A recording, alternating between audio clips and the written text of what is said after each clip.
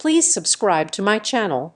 This is my sincere request to you. I was standing in front of my bedroom mirror fixing my tie, getting ready to leave for my 75th birthday dinner. My family was already waiting. The car was outside. Then my phone buzzed. A message from my lawyer. Just 4 words. Call me. Do not sign. I called him immediately. I've worked with this man for over 30 years, and I had never heard his voice shake until that night. What he told me wasn't about business or money. It was about my own daughter. And in that moment, everything I thought I knew about my life began to fall apart. I really appreciate you staying with me so far. Take a second to comment below and let me know where you're watching from. It helps me remember I'm not alone in telling this story. And for clarity as we continue, some elements of this story are dramatized for educational and narrative reasons. Any resemblance to real people or situations is coincidental, but the lesson itself is absolutely true. I drove my vintage Jaguar to the Hamptons, to the sprawling estate that I had put the $2 million down payment on just 3 years ago. It was supposed to be Tiffany's dream home, a place for her and her husband Brad to build a life. Now it felt like a crime scene. Before I got out of the car, I reached into my glove compartment and took out a small high-fidelity voice recorder. I slipped it into the breast pocket of my navy blazer. If they wanted to play games with reality, I would make sure I had the master tapes. Walking into that house was like walking onto a stage where everyone knew the script except me. Tiffany greeted me with a hug that felt too tight, too performative. "Happy birthday, Daddy," she squealed, kissing my cheek. She smelled of expensive perfume and nervous sweat. Brad, my son-in-law, was right behind her, holding a tumbler of scotch. He was a man who had failed at 3 different startups and was currently drowning in debt, though he tried to hide it behind leased luxury cars and custom suits. "Here you go, Harrison," Brad said, shoving the drink into my hand. "Double malt, just how you like it. Drink up. We have a big night ahead." I took the glass but didn't drink. I noticed immediately that the pour was heavy, almost triple a normal serving. They wanted me drunk. They wanted me pliable. I walked into the living room, feigning a slight limp, playing the part they had written for me. The gaslighting started before the appetizers were even served. I placed my car keys on the marble console table in the hallway. I saw exactly where I put them. 10 minutes later, as we were moving to the dining room, Brad frowned. "Harrison, did you take a cab here?" he asked loudly, making sure the housekeeper heard. "No, I drove." "My keys are on the console," I replied calmly. Brad walked over to the table and made a show of looking. "They aren't here, Harrison. Are you sure you drove? You know, last week you told me you lost your wallet when it was in your pocket. Maybe you left them in the ignition." My heart hammered against my ribs. I knew I hadn't lost them. Brad had moved them. They were trying to build a narrative of forgetfulness, creating witnesses to my decline. I took a deep breath, channeling the cold logic I used when inspecting suspension cables for stress fractures. "I must have been mistaken," I lied, forcing a confused smile. "I'm getting older after all." Tiffany exchanged a quick, satisfied glance with Brad. It was subtle, but I caught it. It was the look of a predator watching the trap snatch shut. Dinner was an exercise in torture. They reminisced about events that never happened. "Do you remember, Dad, when you got lost going to the grocery store last month?"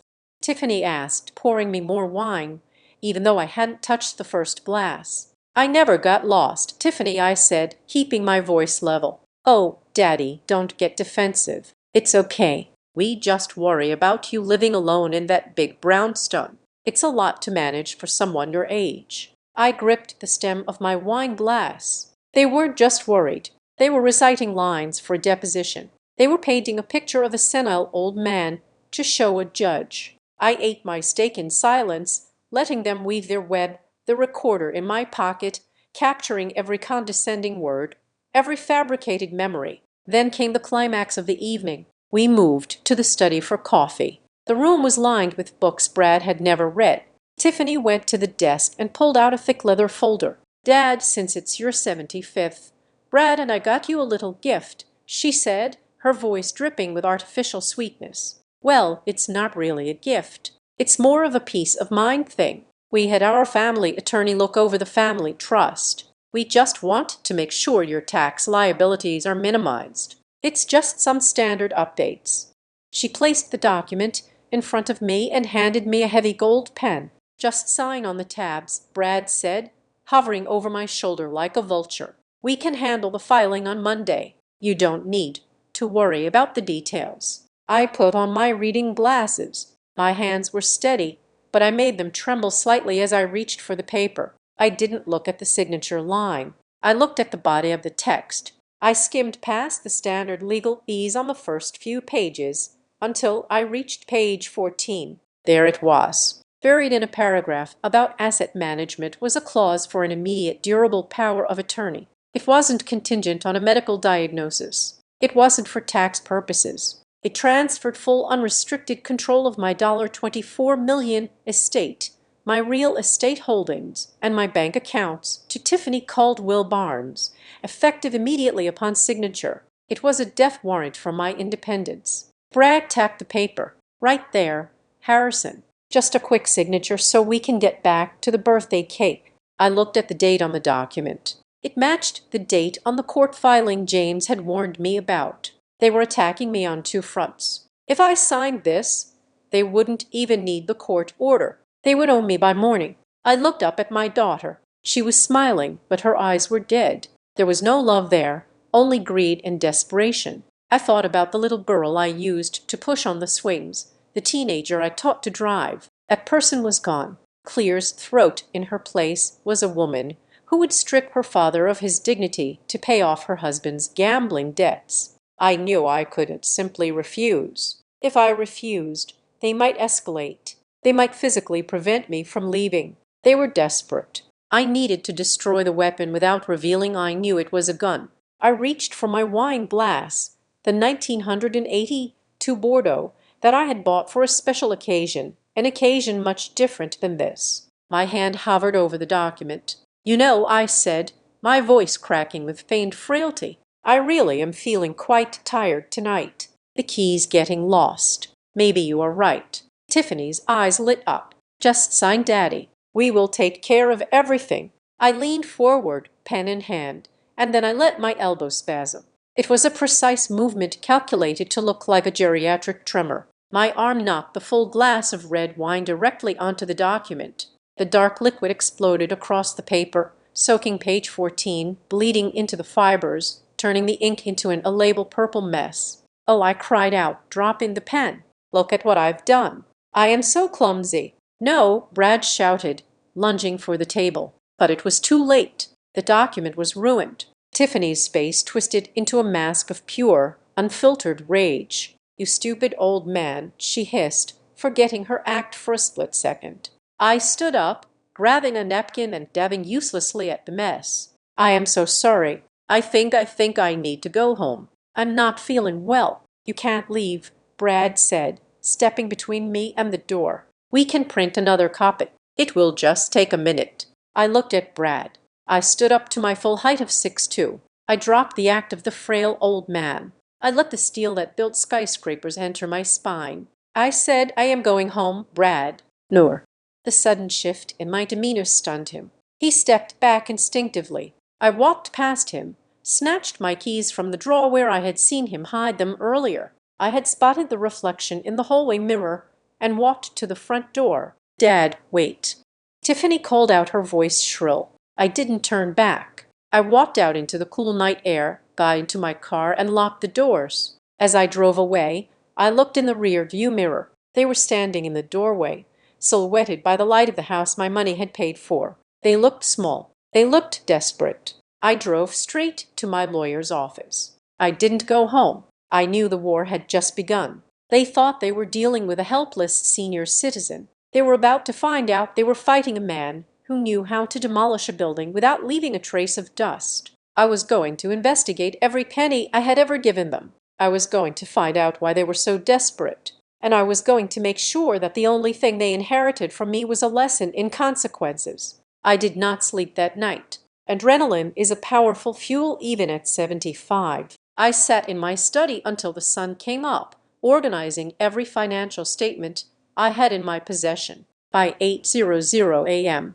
I was walking through the glass doors of James Sterling's law firm in Midtown Manhattan. James was already waiting for me, his face grim. Sitting across from him was a man I had only heard about in whispers. His name was Weiss. He didn't look like a forensic accountant. He looked like a tired college professor wearing a rumpled suit and thick glasses, but James assured me he was the best financial bloodhound in the city. I handed over my access codes, my social security number, and the authorization forms James had prepared. I told Weiss to tear apart everything. I wanted to know where every cent I had given my daughter over the last decade had gone. I wanted to know the financial health of my son-in-law, Brad. I wanted to know why they were so desperate that they tried to seize my life in a single night. Weiss worked in silence for 3 hours. The only sound in the conference room was the clicking of his keyboard and the hum of the server. James and I drank coffee, watching the man dismantle the facade of my daughter's life.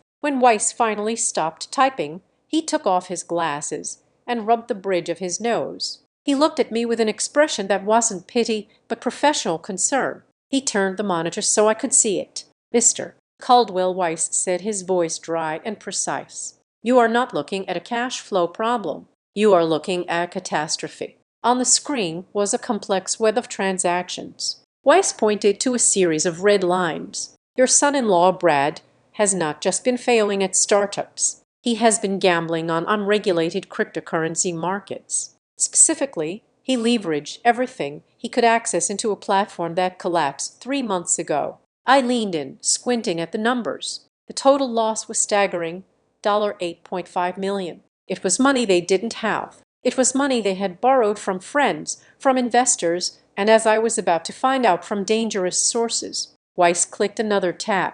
"This is where it gets worse," he said. "They are insolvent. They have been living on credit cards to pay the interest on other credit cards. But the real issue is the house in the Hamptons." I felt a cold weight in my stomach. The Hamptons estate. I had paid the $2 million deposit. My name was on the deed alongside theirs. It was supposed to be a secure asset. Weiss pulled up a document from the county clerk's digital archives. It was a mortgage filing dated 6 months ago. It wasn't from a reputable bank like Chase or Wells Fargo. It was from a private equity lender called Shadow Creek Capital. These were hard money lenders, the kind that charged predatory interest rates and didn't ask too many questions as long as the collateral was good. They took out a third mortgage on the property, Weiss explained. They cashed out $4 million in equity. "That is impossible," I said, my voice steady despite the shock. "I am a co-owner. No bank would lend that amount of money on a jointly owned property without the signature of all owners. I never signed anything." Weiss looked at me. He didn't say a word. He just opened a PDF file and zoomed in on the signature line at the bottom of the poem. There it was. Harrison Caldwell. The signature looped and slanted exactly like mine. It was a forgery, but it was a masterclass in forgery. It was good enough to fool a loan officer who was looking the other way. I stared at the screen, my own name stolen, my credit hijacked. Weiss continued, his voice dropping an octave. "Here is the kicker, Mr. Caldwell. The terms of this hard money loan are aggressive. It is a balloon payment structure. They missed the last 3 interest payments. Shadow Creek Capital issued a notice of default 5 days ago. If they do not pay the full principal plus penalties by next Friday, the lender forecloses. They lose the house." I did the math in my head. Next Friday, that was 7 days away. The pieces of the puzzle slant together,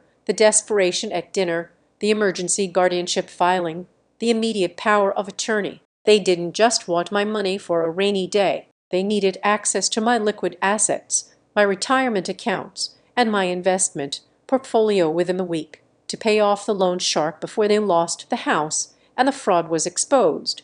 They were going to liquidate my life to cover their crime. I stood up. "I need to see the original documents," I said. "I need to go to the bank that notarized this." James tried to stop me. "Harrison, let me handle this. We can file an affidavit." "No," I said, "I need to see the face of the person who pretended to be me." We drove to the branch of the notary service listed on the loan documents. It was a small nondescript office in Queens, far away from my usual circles. With James flashing his credentials and threatening immediate legal action for facilitating fraud, the manager was terrified. He was sweating as he pulled up the security footage from the date of the signing. We stood in the back office watching the grainy monitor. I saw Brad walk in. He looked nervous, checking his watch. And then, a moment later, I saw myself walk in, or at least someone who was supposed to be me. The man on the screen was about my height. He wore a hat pulled low and a surgical mask, which wasn't uncommon these days, but he also wore sunglasses. He leaned heavily on a cane. He played the part of a frail, sickly old man perfectly. He sat where Brad pointed. He signed where Brad pointed. He didn't read a single page. I watched Brad pat the imposter on the back, a gesture of thanks for a job well done. It was sickening. They had hired an actor. They had staged a play to rob me of my property rights. I froze the frame on the imposter's face. I looked at Brad's smiling face next to him. This wasn't just a family dispute anymore. This wasn't a daughter asking for too much allowance. This was a felony. This was wire fraud. This was identity theft. This was a conspiracy to defraud a senior citizen. I felt something die inside me as I watched that video. The last lingering hope that this was all a misunderstanding vanished. The image of Tiffany as a little girl faded, replaced by the woman who would orchestrate this charade.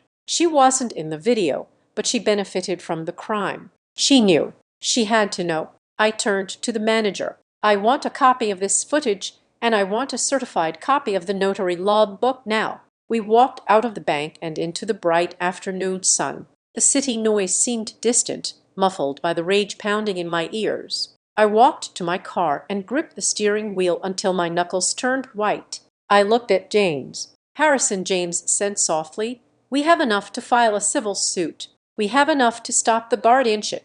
I looked straight ahead, watching the traffic flow down the avenue. "No, James," I said, "this isn't civil anymore. He isn't just a bad son-in-law. He is a criminal, and my daughter is his accomplice." I took a deep breath, the air filling my lungs, stiffening my resolve like concrete setting in a mold. "Freeze it all," I commanded. James blinked. "Everything. Everything," I said. "Contact the banks. Contact the investment brokers. Put a lock on every joint account. Flag the Hamptons title for fraud. Cut off the credit cards. Cancel the monthly stipend. I want every single financial artery that connects me to them severed within the hour." But Harrison, James warned, if we do that, the lender will foreclose. They will lose the house. They will have nothing. I started the engine. The roar of the motor felt good. It felt like power returning to my hands. They stole my signature, James. They tried to steal my mind. They tried to erase me. Let them have nothing. Let them see what the world looks like when they have to stand on their own 2 feet without my wallet to prop them up. Do it now. James moved with the efficiency of a surgeon. Within minutes of my command, the machinery of my wealth began to grind in reverse. I sat in his office listening to him issue orders to bank managers who knew my voice better than they knew their own children. One by one, the accounts were locked. The credit lines were suspended. The automatic transfers that had fueled my daughter's illusion of a successful life were terminated. It was a silent digital demolition, but in my mind, I could hear the crashing of steel and the shattering of glass. I didn't have to wait long to see the dust settle. The first casualty was Tiffany's dignity. It happened at 2 in the afternoon. She was at the Elysium Spa on Fifth Avenue, a sanctuary of marble and orchids, where she spent more money on facials than most families spent on groceries. I knew her schedule because I paid the bills. She had just finished a 3-hour treatment, a package that cost $1,200. When she handed the platinum card to the receptionist, she likely did it with that casual, dismissive wave of the wrist she had perfected over the years. I can imagine the receptionist's polite smile faltering as she swiped the card, then swiped it again, then the quiet apologetic whisper, "I am sorry, Mrs. Barnes. The card has been declined. Code 05. Do not honor." Tiffany would have laughed it off at first. A mistake, a glitch in the system. She would have pulled out the backup card, the gold one linked to the joint account I used for household emergencies. Declined, then the debit card. Declined. For the first time in her adult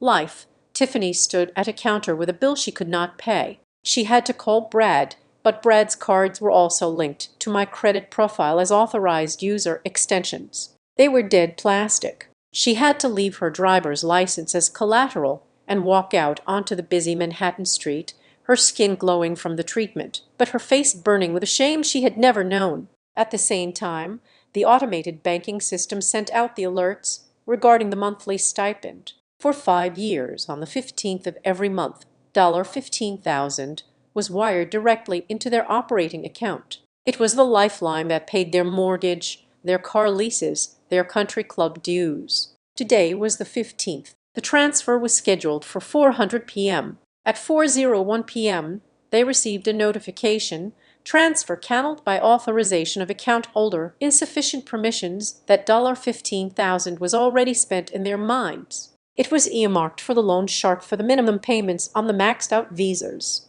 Without it, the house of cards didn't just wobble, it collapsed. The final nail in the coffin was the legal notice regarding the Hamptons property. James filed a notice of pendency, effectively a red flag on the property title, alleging fraud and forgery. It froze any potential sale. It alerted the lender, Shadow Creek Capital, that the collateral for their loan was contested. It meant they couldn't sell the house to pay off the debt, and they couldn't refinance. They were trapped in a burning building with the doors welded shut. My phone began to ring at 4:15 p.m. I let it go to voicemail. Then it rang again and again. By 5 Hazram, there were 20 missed calls and a string of text messages that devolved from confusion to panic to vitriol. I finally answered on the 21st ring. I put the phone on speaker and set it on my mahogany desk, pouring myself a glass of water as her voice filled the room. "You petty tyrannical dictator," Tiffany screamed, her voice shredding her vocal cords. "How could you?"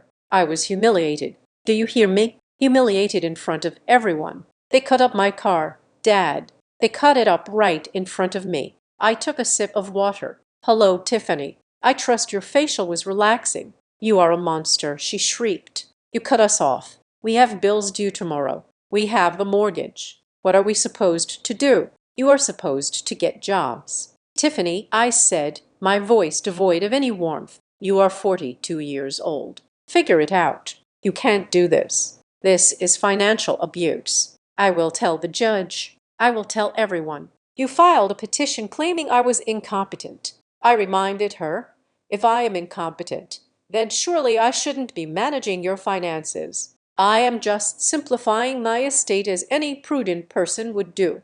She screamed something incoherent, a mix of profanity and sobbing before the line went dead. She had hung up, or perhaps she had thrown the phone against the wall. An hour later, the rage shifted from the daughter to the son-in-law. I was at my brownstone in the Upper East Side, sitting in the library by the front window. The street was quiet, lined with gas lamps and old trees. Then the roar of an engine shattered the peace. It was Brad. He was driving a Porsche 911 Turbo S that he had leased 2 years ago. I had co-signed the lease because his credit score was in the low 500s. He parked it illegally in front of a fire hydrant, mounting the curb with a careless aggression that made me WSC. He stormed up the steps and began pounding on my heavy oak door. "Lou Harrison, open this door. We need to talk. You think you can just pull the plug? You think you can starve us out?" I didn't move to open the door. I stayed by the window watching. I checked my watch. The timing should be perfect. I had called the leasing company 3 hours ago. I had informed them that as the guarantor, I was revoking my security on the vehicle, and that the primary driver had defaulted on the insurance payments, which was true. Another bill they had skipped this month. I told them exactly where the car would be at 6:30 p.m. Brad was kicking the bottom of the door now, shouting about lawyers and rights he didn't have. He was so focused on his tantrum that he didn't hear the heavy rumble of the tow truck turning the corner. It was a large flatbed equipped for high-end recoveries. The driver didn't hesitate. He backed up to the Porsche with practiced speed. Brad heard the hydraulics hiss. He spun around, his face going pale. Hey, what are you doing?" "That's my car." He ran down the steps, waving his arms. "Get away from it." The driver, A burly man who had likely seen 1,000 Brads in his career didn't even look up as he hooked the chains onto the axle. "Repossession order, buddy. Step back or I call the cops." "No, you can't. My father-in-law pays for it." "It's a mistake," Brad yelled, grabbing the door handle of the car as if he could physically hold it back. The driver engaged the winch. The Porsche groaned as it was dragged backward onto the tilted bed. Brad watched helpless as his symbol of status, his shield against reality, was hoisted into the air. I watched Brad standing on the sidewalk defeated. He looked up at my window. He couldn't see me through the sheer curtains, but he knew I was there. He raised a shaking fist, mouthing curses before turning and walking away down the street, looking for a cab he probably couldn't afford. I felt no joy. I felt no triumph. I only felt the cold satisfaction of a structural engineer watching a controlled demolition proceed exactly according to plan. Night fell over the city. The silence in my house was heavy. I sat in the dark, the only light coming from the street lamps outside. I knew it wasn't over. Desperation makes people stupid. Desperation makes people brave in all the wrong ways. Around 200 a.m. I heard a sound. It was faint, the click of a tumbler turning the soft creak of a hinge. It was coming from the back entrance, the garden door. I didn't turn on the lights. I picked up my tablet and opened the security app. The night vision cameras painted the scene in ghostly greens and grays.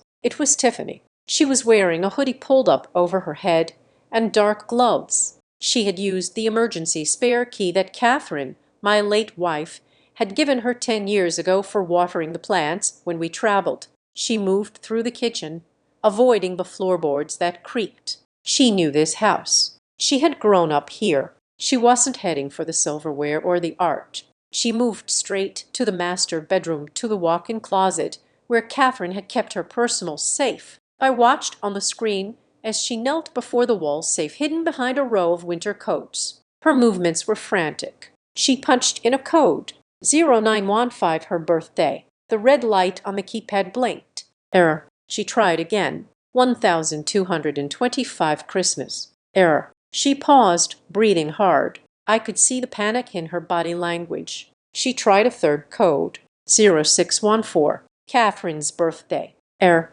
Lockout initiated. She slammed her fist against the safe door. A silent scream of frustration. She needed liquid assets. She knew Catherine's jewelry collection was in there. The sapphire necklace, the diamond tennis bracelets, the heirlooms that were worth $500,000. She intended to steal them. She intended to pawn her dead mother's legacy to save her husband's skin. I set the tablet down. I stood up and walked to the staircase. My footsteps were deliberate, heavy enough to be heard.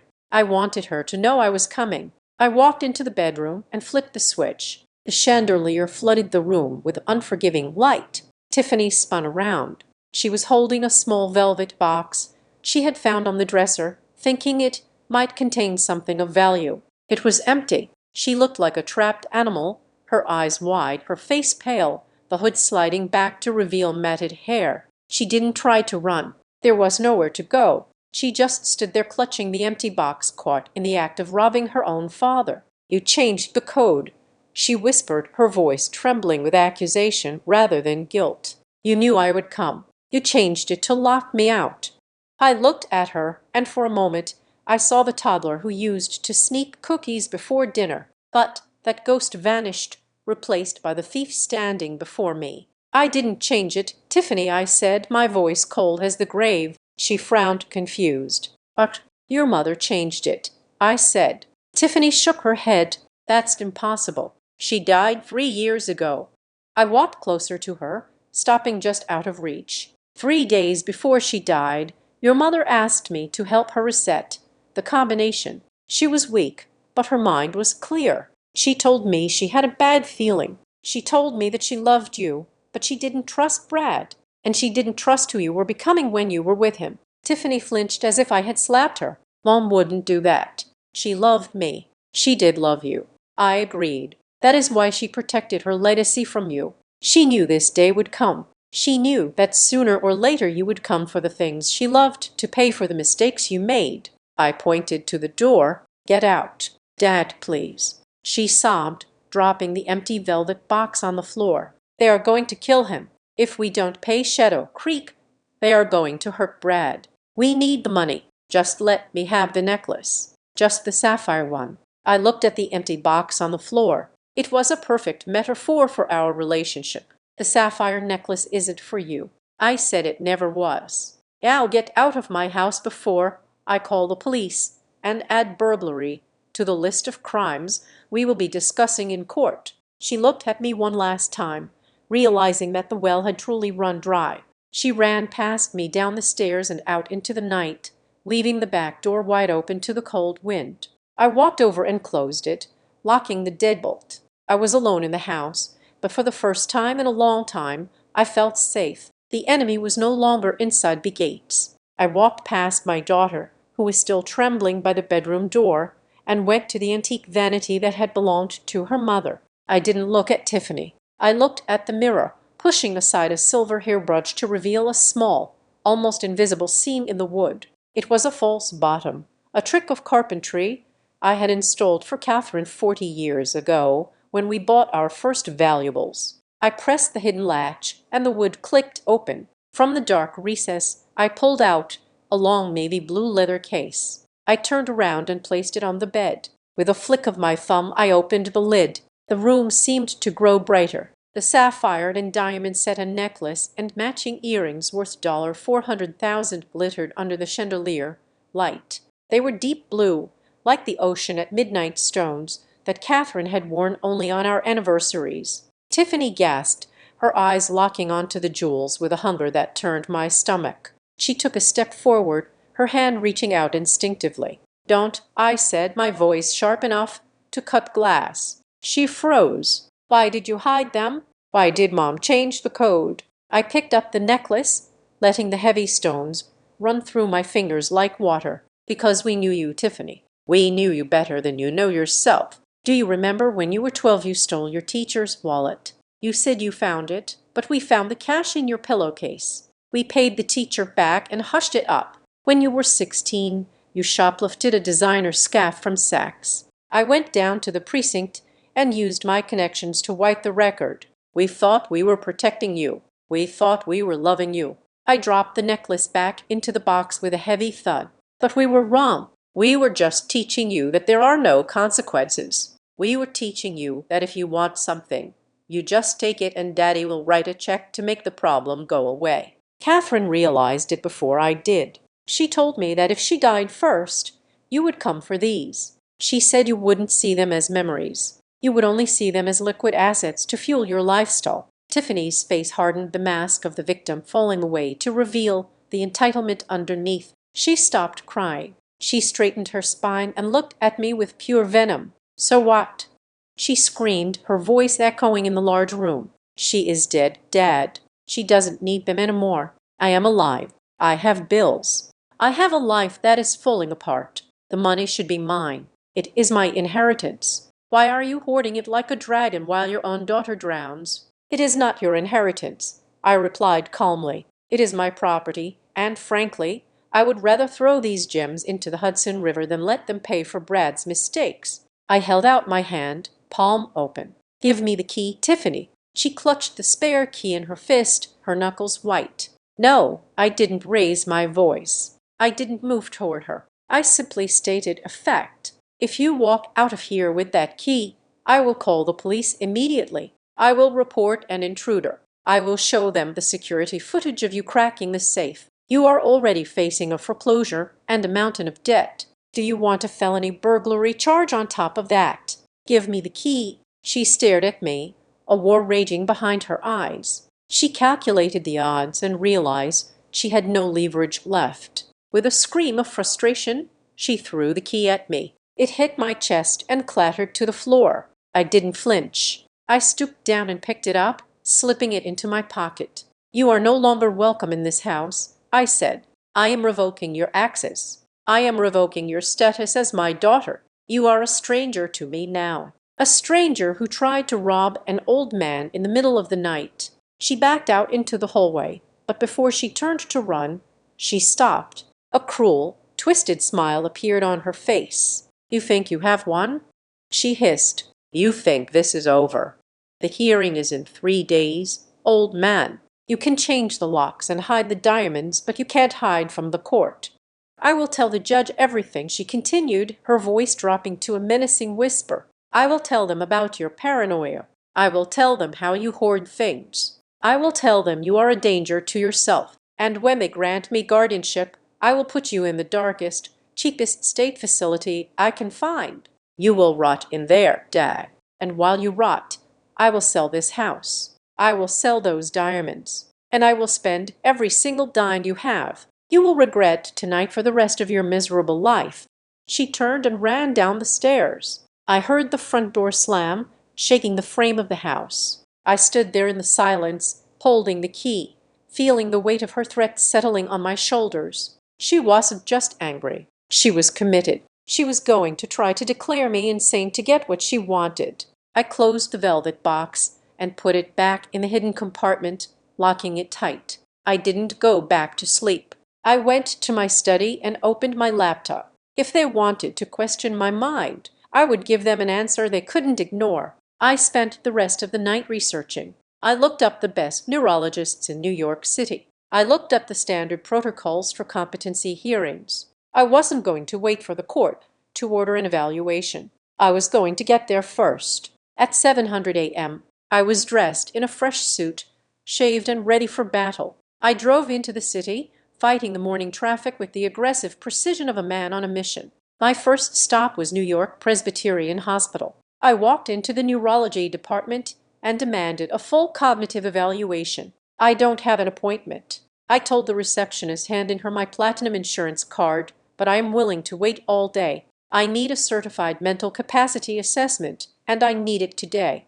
It took 4 hours of waiting, but I finally saw Dr. Iris, a leading specialist in geriatric neurology. He looked at me skeptically. At first, a man demanding to prove he wasn't crazy usually raises red flags, but I explained the situation clearly. "My daughter is filing for guardianship. I need objective proof of my competency." He put me through the ringer, the Montreal Cognitive Assessment, the Mini Mental State Examination. He made me count backward from 100 by 7s, 93, 86, 79, 72. I didn't hesitate. He asked me to remember 5 words: face, velvet, church, daisy, red, and recall them 5 minutes later. Then 20 minutes later, I repeated them back to him in the exact order he asked me to draw a clock face set to 10, 11. My circle was perfect, the hands precise. I didn't stop there. I left Presbyterian and drove to Mount C. I repeated the process, different doctor, same tests. Then I went to NYU Langone, 3 hospitals, 3 independent evaluations, 3 top-tier specialists. By 500 p.m., I sat in my car with 3 sealed envelopes in my briefcase. Each one contained a signed medical affidavit stating that Harrison Caldwell was fully oriented to time, place, and person with superior cognitive function for his age and absolutely no signs of dementia or Alzheimer's. My mind was a fortress, and I now had the blueprints to prove it. I felt a surge of triumph. I had anticipated their move, and I had blocked it.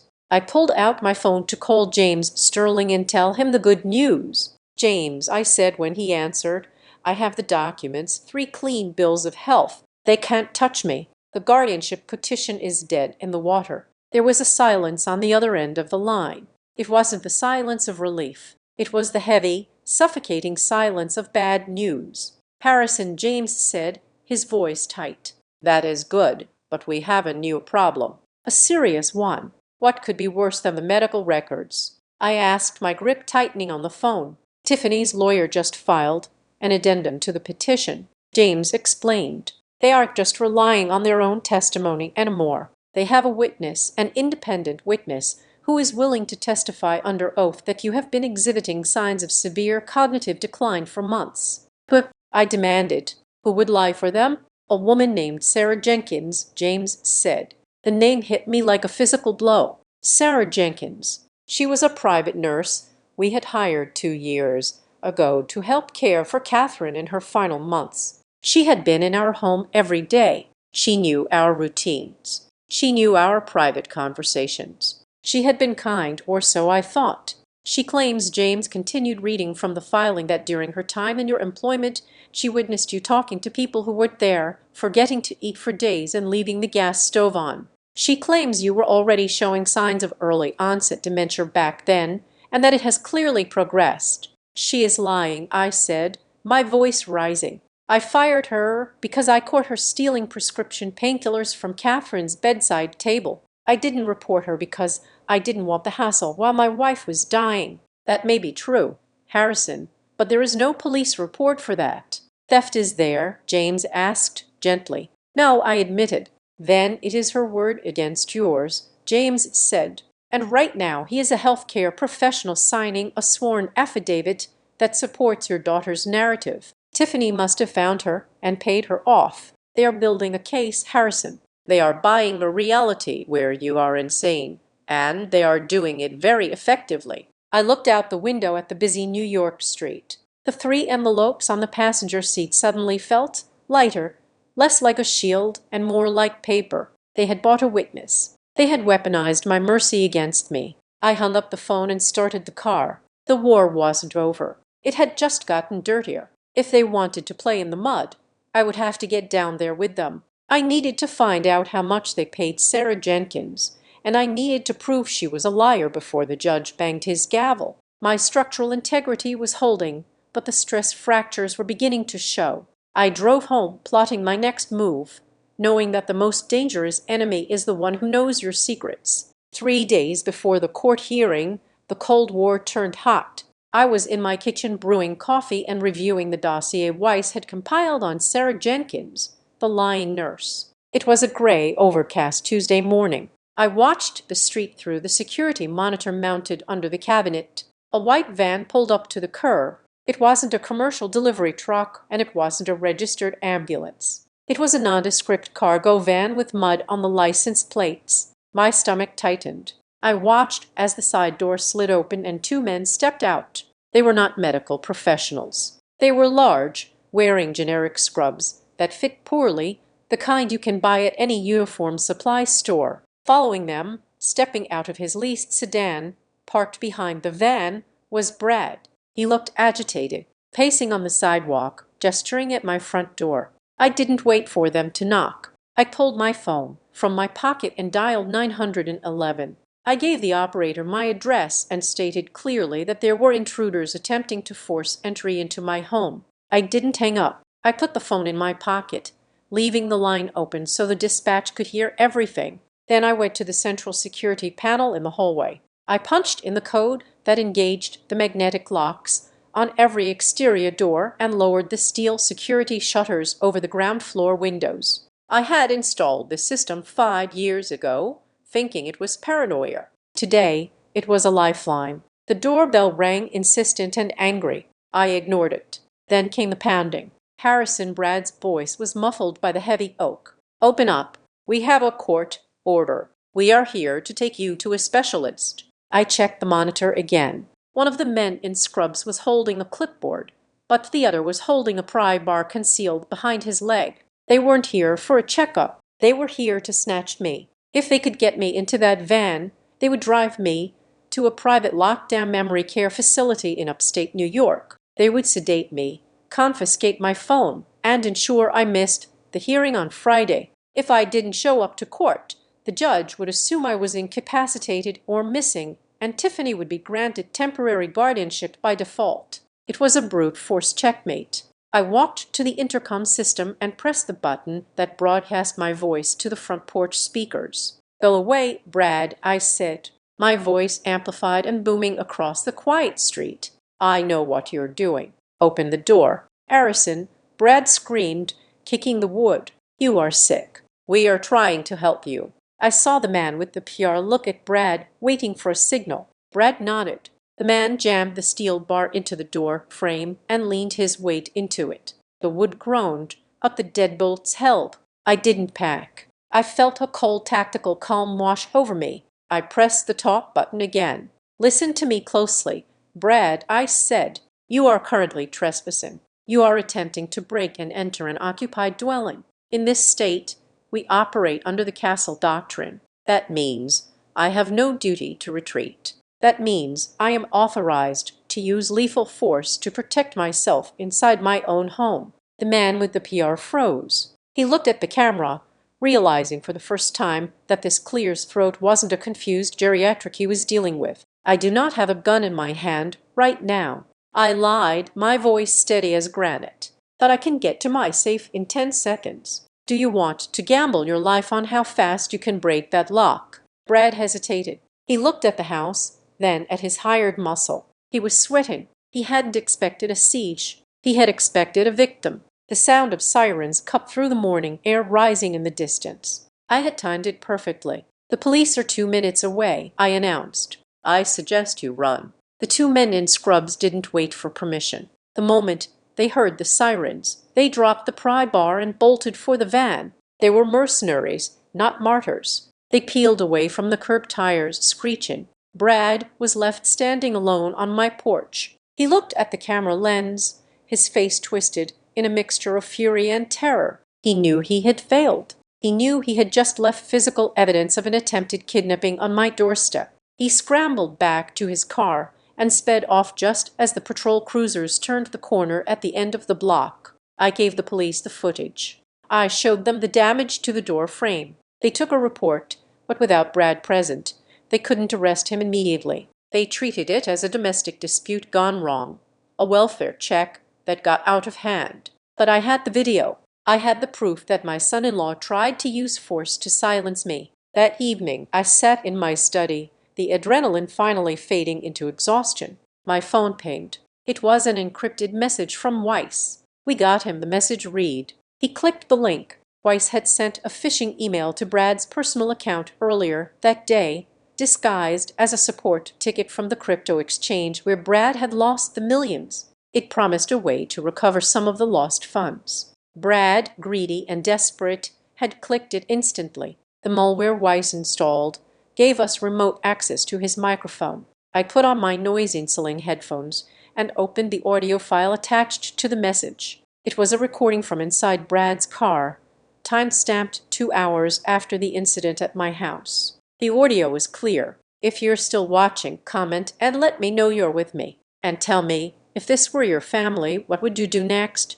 And just so you're aware, the next part of this story includes some dramatized elements and may not reflect every detail exactly as it happened. If you'd rather not continue, this is the moment to stop watching. I could hear the hum of the engine and the rhythmic thumping of windshield wipers. Brad was on the phone, likely using the car's Bluetooth system. It didn't work, Tiff, Brad said, his voice tight with panic. The old man is crazy. He locked the place down. The cops showed up. I heard my daughter's voice on the other end. It was tiny coming through the car speakers, but unmistakable. So what do?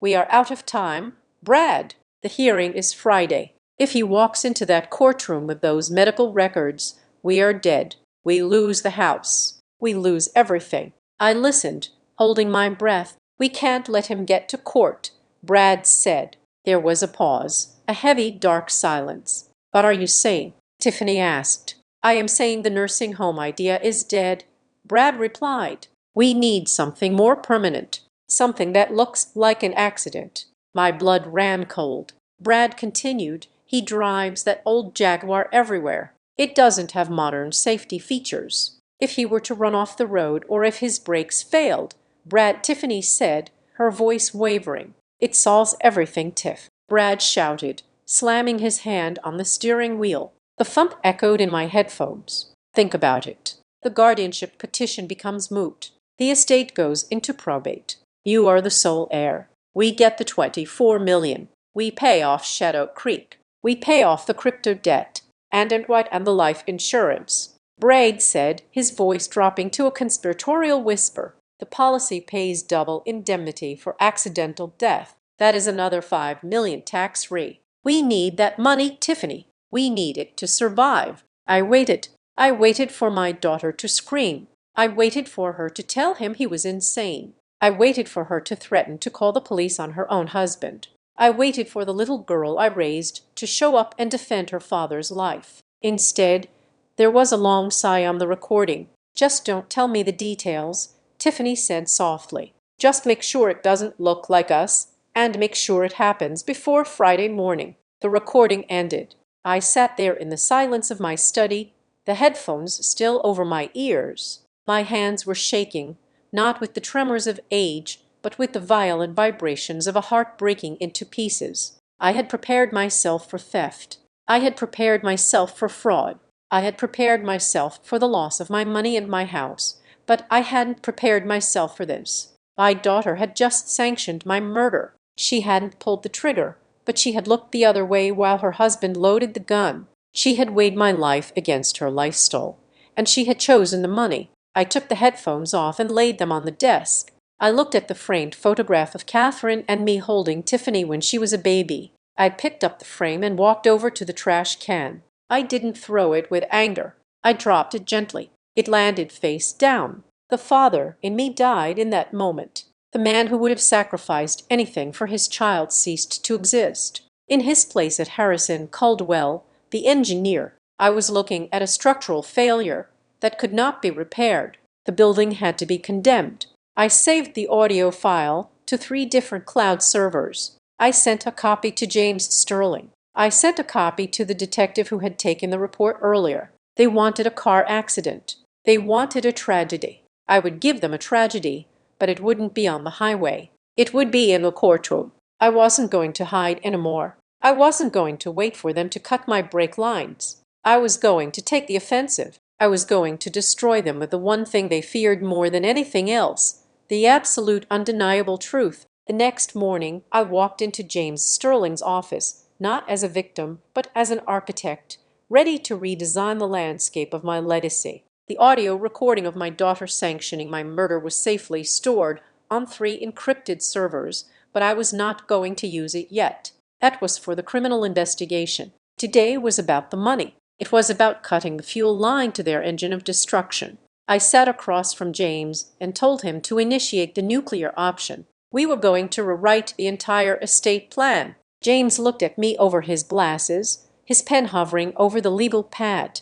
"Are you sure, Harrison? Once we execute this, there is no going back. This is a total disinheritance." "I'm sure," I said. "Draft a new revocable living trust. Move the $24 million in liquid assets, the investment portfolio, and the title to the brownstone into it immediately. And I want a specific provision added to the will, a no contest clause, an interim clause." James nodded, understanding the severity. If Tiffany or Brad challenges the validity of the will or the trust in any way, they automatically forfeit any and all inheritance. They get zero, not a dollar, not a cent. "Exactly," I said, "but we need a beneficiary, someone who won't squander my life's work on gambling and vanity." I pulled a photograph from my wallet. It was a picture of my niece Meyer. She was the daughter of my son who had passed away 20 years ago. We had lost touch after Catherine died, not because of animosity, but because life drifts apart. Meyer was 25 now, living in Boston, working 2 jobs to pay off her student loans from engineering school. She was building things. She was struggling, but she was doing it honestly. Make Meyer the sole beneficiary, I ordered. Establish an educational trust for her, and donate the remainder to the Structural Engineering Scholarship Fund at MIT in Catherine's name. Tiffany gets nothing. We spent 4 hours finalizing the language. I signed the documents with a steady hand. With each signature, I felt a weight lifting. I was severing the financial umbilical cord that had strangled our relationship. When we were done, James looked at the stack of papers. "This protects your assets, Harrison, but it doesn't stop the hearing on Friday. They are still going to try to paint you as incompetent. If the judge grants the guardianship, they could theoretically challenge these changes, claiming you weren't of sound mind when you signed them today." "I know," I said, standing up and buttoning my jacket. "That is why I have to give the performance of a lifetime. I need them to believe they have already won. I need them to be overconfident." I left the office and enacted the second phase of my plan. I leaked a rumor. I called a family friend who I knew was a gossip, a woman who played bridge with Tiffany's mother-in-law. I told her in a trembling voice that I was terrified of the court hearing, that I was confused, and that I just wanted to make peace with my daughter before the judge took everything away. The bait was taken within the hour. Tiffany texted me. Meet me at the Starbucks on 3rd Avenue. We can talk. I arrived early. I chose a table in the corner, but one that was clearly visible to the security cameras I had noted upon entering. I sat down and hunched my shoulders. I took off my expensive watch and put it in my pocket. I ruffled my hair slightly to look disheveled. When Tiffany walked in, she looked like a shark smelling blood in the water. She was wearing sunglasses and carrying a large designer tote bag. She didn't hug me. She sat down opposite me and placed her phone on the table face down. I knew immediately that it was recording. She wanted a confession. She wanted audio of her father sounding senile to play for the judge. I decided to give her exactly what she wanted, but with a twist. "I am so glad you came, Tiffany," I said, my voice wavering. I don't know what is happening to me. The days seem so long. I get confused about the dates." Tiffany leaned in a cruel smile playing on her lips. "It is okay, Dad. That is why we are doing this. We just want to help you. You know you can't manage your money anymore. You forgot to pay our bills. Remember?" I looked down at my hands, wringing them together. I just wanted to stop Tiff. The noise, the pressure. Maybe you are right. Maybe I should just sign the papers. I am so tired of fighting." She reached out and patted my hand. Her touch was cold. "You don't have to fight, Daddy. Just tell the judge on Friday that you agree to the guardianship. Tell him you know you need help. If you do that, we won't put you in the state facility. We will find a nice place for you, a private room." She was bargaining with my freedom. She was recording me agreeing to my own imprisonment. I looked up at her, my eyes wide with faint fear. "You promise. You promise you won't let them take me away." "I promise." She lied. "Just let us handle everything. The house, the money. It is too much stress for you. Brad and I will take the burden off your shoulders." I let out a shuddering sigh. Okay, Tiffany. I trust you. You are my daughter. You wouldn't hurt me." I saw the triumph in her eyes. She thought she had the smoking gun. She thought she had a recording of me admitting defeat, admitting confusion. She didn't realize that under the laws of our state, entrapment and coercion, recorded without consent, could backfire spectacularly if context was provided. And I was providing the context of a terrified old man being manipulated. She left 10 minutes later, walking with a bounce in her step. She was so sure of her victory that she probably wouldn't even bother prepping her lawyer. She thought I was broken. She didn't know she had just had coffee with a man who had already transferred $24 million out of her reach. That night, the house was quiet. I didn't turn on the television. I poured myself a single glass of 18-year-old single malt scotch and sat in the leather armchair in the library. The house felt big. It felt empty. For decades, this silence had been filled with the sounds of a family. Tiffany practicing piano, Catherine laughing on the phone, the dog barking at the mailman. Now it was just me and the ghosts of the past. I looked at the portrait of Catherine above the fireplace. It was painted 20 years ago, when her hair was still dark and her eyes were bright. I raised my glass to her. "I am sorry, Catherine," I whispered to the empty room. I tried. God knows I tried to keep her safe, but I failed. I raised a monster. And tomorrow I have to do the most cruel thing a father can ever do. I have to destroy her to save myself. I drank the scotch. It burned going down a welcome fire in the cold numbness of my chest. I wasn't doing this for revenge anymore. I was doing it for dignity. I was doing it so that the name Caldwell would mean something other than victim. My phone buzzed on the side table. It was a secure text message from James Sterling. I picked it up and read the screen. The message was short, but it hit with the force of a demolition charge. James wrote, "Everything is locked and loaded."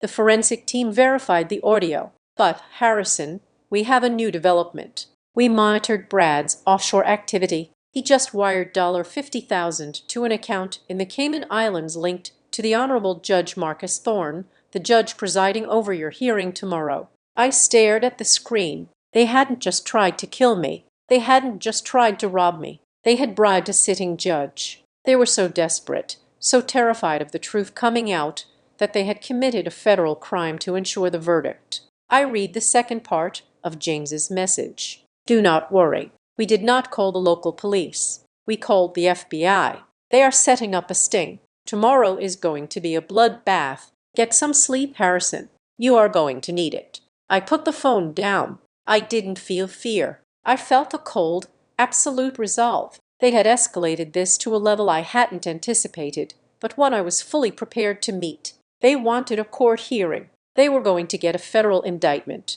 I turned off the lamp, leaving the room in darkness, ready for the dawn. The air in the family court was stale, smelling of floor wax and old paper, a scent that I had always associated with order and justice, but today wryer of conspiracy. I sat at the defendant's table next to James Sterling, my back straight, my hands folded on the polished wood. Across the aisle, Tiffany sat with her attorney, a man named Cohen, who wore a suit that cost more than my first car. She was putting on the performance of a lifetime. She held a tissue to her nose, dabbing at dry eyes, her shoulders hunched in a posture of practiced defeat. To the casual observer, she looked like a heartbroken daughter, forced to make a terrible decision for the good of her beloved father. To me, she looked like a crocodile waiting for a wildebeest to slip into the water. Judge Marcus Thorne entered the room. He was a heavy man with a face that looked like it had been carved from dough. He didn't look at me. He looked briefly at Tiffany, giving her a nod that was almost imperceptible, a nod that $50,000 in an offshore account had purchased. I felt a cold knot of rage in my stomach, but I kept my face blank. I was a statue. I was concrete. The proceedings began with Cohen laying out the narrative they had constructed. He spoke of my decline with a somber, respectful tone that made me want to vomit. He painted a picture of a man who had once been a titan of industry, but was now a shell, a danger to himself and his fortune. "Your Honor," Cohen said, walking toward the bench, "we do not do this lightly. It is with heavy hearts that we present evidence of Mr. Caldwell's rapid deterioration." He dimmed the lights and played a video on the courtroom monitors. It was a montage, a greatest hits collection of my manufactured sility. There was the clip from the birthday dinner zoomed in on my hand shaking as I reached for the wine glass, edited to make the tremor look violent and uncontrollable. There was a clip from security footage at a grocery store where I had dropped my keys, slowed down to make my reaction time look glacial. There was audio taken out of context of me asking Tiffany where she was, making it sound like I didn't know who she was. It was a masterpiece of dissection. The man on the screen looked confused, frail, and lost. If I didn't know the context, if I didn't know that the wine spill was a tactical maneuver to avoid signing a power of attorney, I might have believed I was sick. Tiffany let out a small, audible sob as the video ended. The judge looked at her with performative sympathy. "Thank you, Mr. Cohen," Judge Thorne said, his voice grave.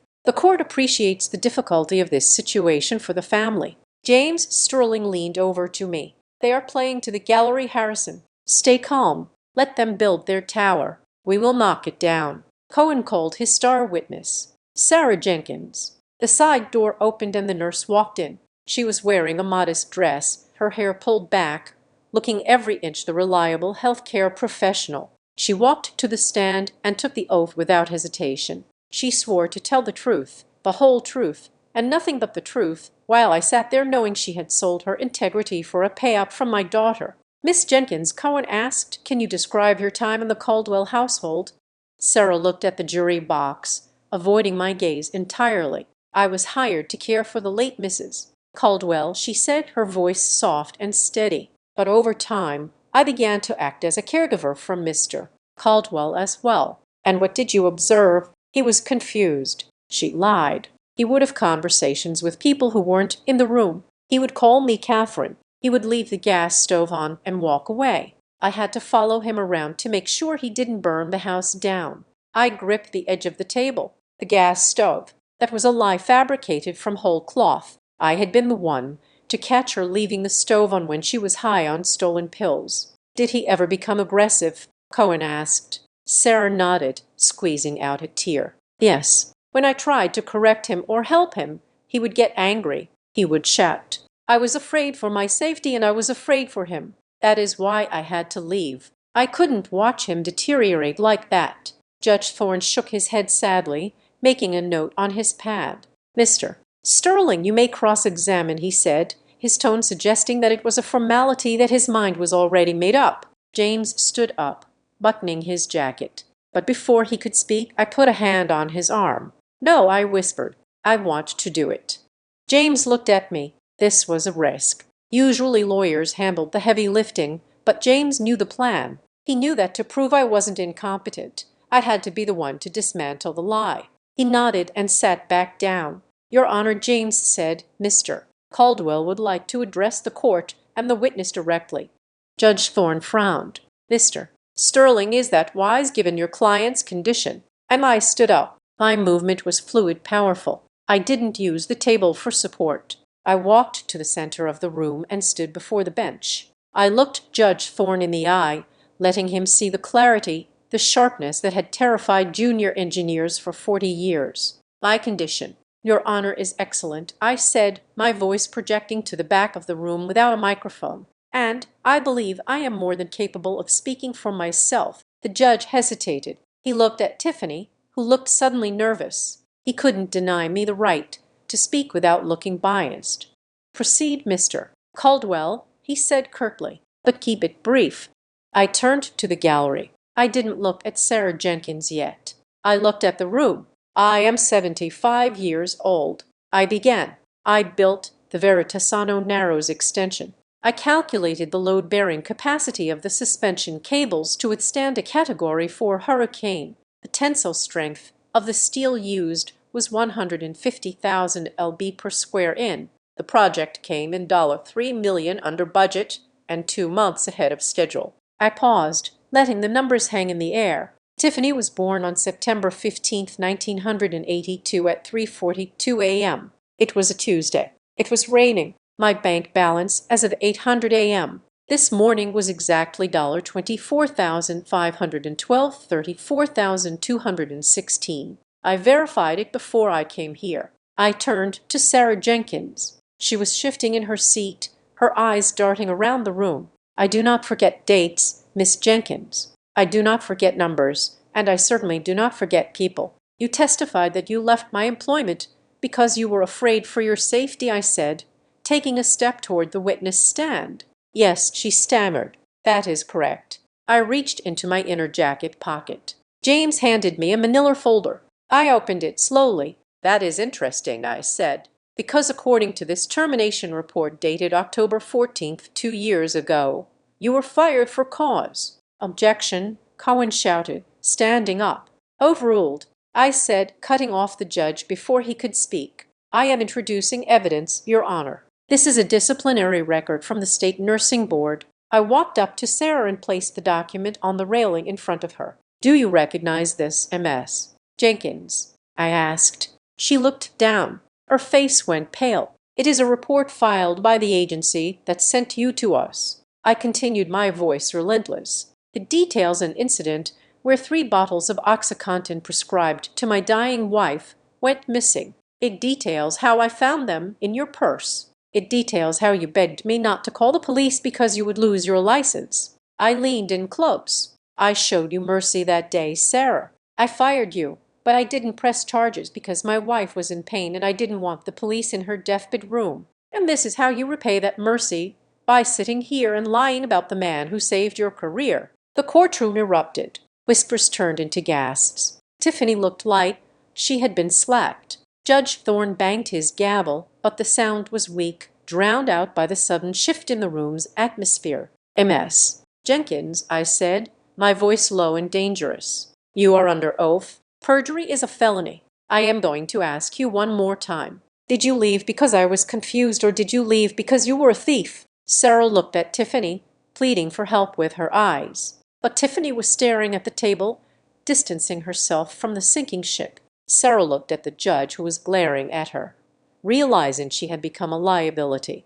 She stuttered, tears streaming down her face. Real tears this time. "I didn't steal them. I just borrowed them. I had a back problem." It was an admission. It was over. I turned back to the judge. "Your Honor, the witness has just admitted to theft and implied drug abuse during her employment. Her testimony regarding my mental state is not only perjured, it is irrelevant." I walked back to my table and sat down. I straightened my tie. I looked at Tiffany. She wasn't crying anymore. She was staring at me with pure, unadulterated fear. She realized then that she hadn't brought a confused old man to court. She had brought a shark, and she had just stepped into his tank. But I wasn't done. The nurse was just the opening act. I looked at James Sterling and nodded. It was time for the main event. It was time to play the tapes. James did not give the room time to recover from the nurse's confession. He signaled to the court clerk to cue the next file on the monitor. "Your Honor," James said, his voice cutting through the murmurs of the gallery, "the petitioner claims my client is incapable of managing his finances. We would like to submit into evidence a video recording from the Queen's branch of a notary service dated 6 months ago." The screen flickered to life. It showed the interior of a small, nondescript office. The time stamp in the corner marked the date and time precisely. The door opened and Brad walked in. He looked confident, arrogant, the way he always looked when he thought he was the smartest person in the room. Following him was an elderly man who was definitely not me. He was stooped over a cane, wearing a hat pulled low and a surgical mask that obscured most of his face. He was a caricature of old age, a prop hired for a few hundred. The courtroom watched in stunned silence as Brad guided the impostor to a desk. They watched as the notary presented a stack of loan documents. They watched as the man forged my signature, Harrison Caldwell, over and over again on the mortgage papers for the Hamptons estate. And then the most damning moment of all played out in high definition. Once the notary turned her back to make a copy, Brad high-fived the impostor. It was a gesture of celebration of successful theft. I looked at Brad. He was gripping the arms of his chair so hard his knuckles were white. He wasn't looking at the screen. He was looking at the exit sign. "That is a forgery," James stated simply. "That is wire fraud. That is identity theft. And that is how the petitioner's husband secured a $4 million loan against a property he does not fully own." Tiffany's face had gone from pale to a ghostly translucent white. She stared at the screen, her mouth slightly open. She knew about the money troubles, she knew about the need for cash, but seeing the brazen criminality of it, the crude impersonation of her own father, seemed to break something in her. Or perhaps she was just realizing that her getaway driver had driven them straight off a cliff. "But we are not done," James continued. He tapped his tablet. The video vanished, replaced by a black screen with a soundwave visualizer. "We also submit into evidence an audio recording taken 3 days ago from the personal vehicle of Mr. Brad Barnes." "Objection," Cohen shouted, desperate to stop the bleeding. "This is illegal surveillance. It is inadmissible. It was obtained via a cyber security audit authorized by the account holder of the device." James countered smoothly, lying only slightly about the phishing link. "It goes to the character and intent of the interested parties." "Play it," I said from my seat. Judge Thorne looked like he wanted to vanish. He knew whatever was on that tape was going to be bound, and he had taken $50,000 to protect these people. But with the nurse's perjury and the video of the forgery, he had lost control of his courtroom. Overruled, the judge mumbled, wiping sweat from his forehead. The audio began. The hum of the engine filled the silent courtroom. Then Brad's voice, clear and panicked. "The nursing home idea is dead. We need something more permanent, something that looks like an accident." A gasp went through the gallery. The court reporter stopped typing for a split second, her eyes widening. I watched the jury box, though there was no jury, only the spectators. They were horrified. If he were to run off the road or if his brakes failed. Brad stood up abruptly, his chair clattering backward. "Turn it off," he screamed. "That's out of context. That's fake." The recording continued, relentless. "It solves everything, Tiff. The estate goes into probate. You are the sole heir and the life insurance. Double indemnity."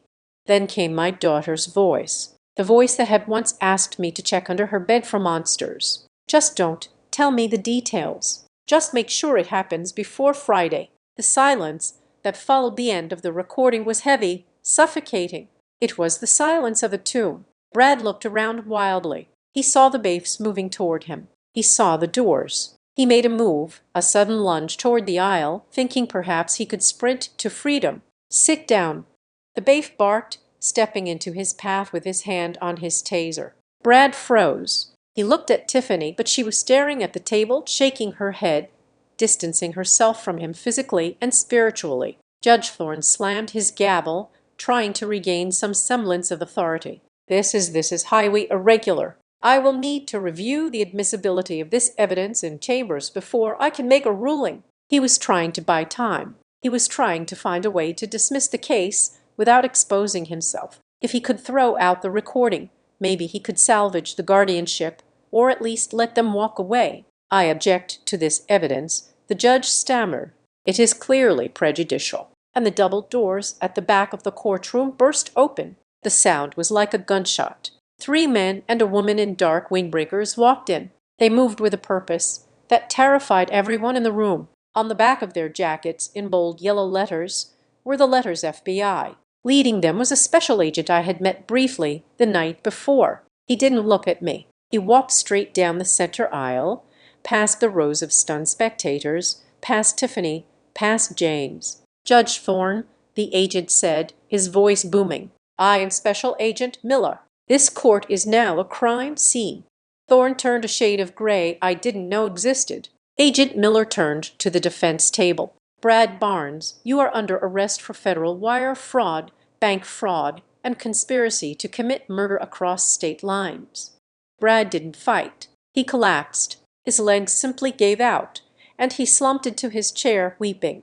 The agents hauled him up, pulling his arms behind his back and snapping the handcuffs on. The metallic click echoed in the room. Tiffany stood up, trembling. I didn't do anything. It was him. He did it all. I just listened. Agent Miller looked at her cold. You are being detained as a material witness and a co-conspirator. You will come with us. Then the agent turned to the bench. And, Your Honor, we have a warrant for your financial records regarding an offshore transfer of $50,000 received yesterday morning. We suggest you step down from the bench immediately. Judge Thorne looked at the agents, then at the gallery, then at me. He saw his career, his reputation, and his freedom incinerating in real time. He made a split-second decision to save whatever scraps he could. I see, Thorne stammered. In light of these developments and the overwhelming evidence presented by the defense, the petition for emergency guardianship is denied with prejudice.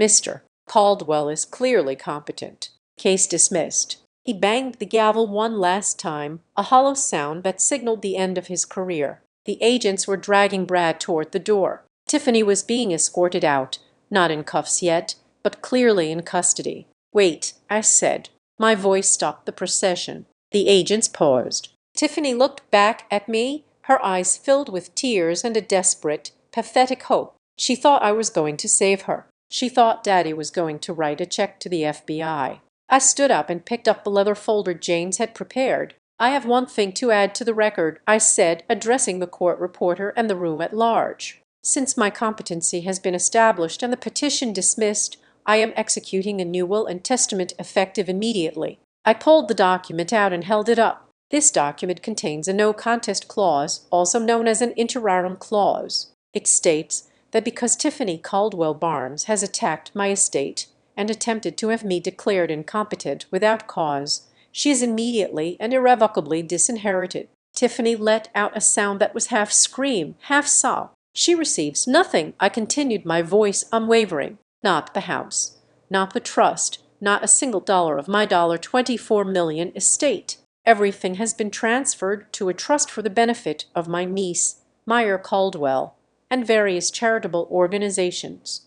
Tiffany broke free from the agent's light grip and ran toward the railing. She didn't look sad. She looked rabid.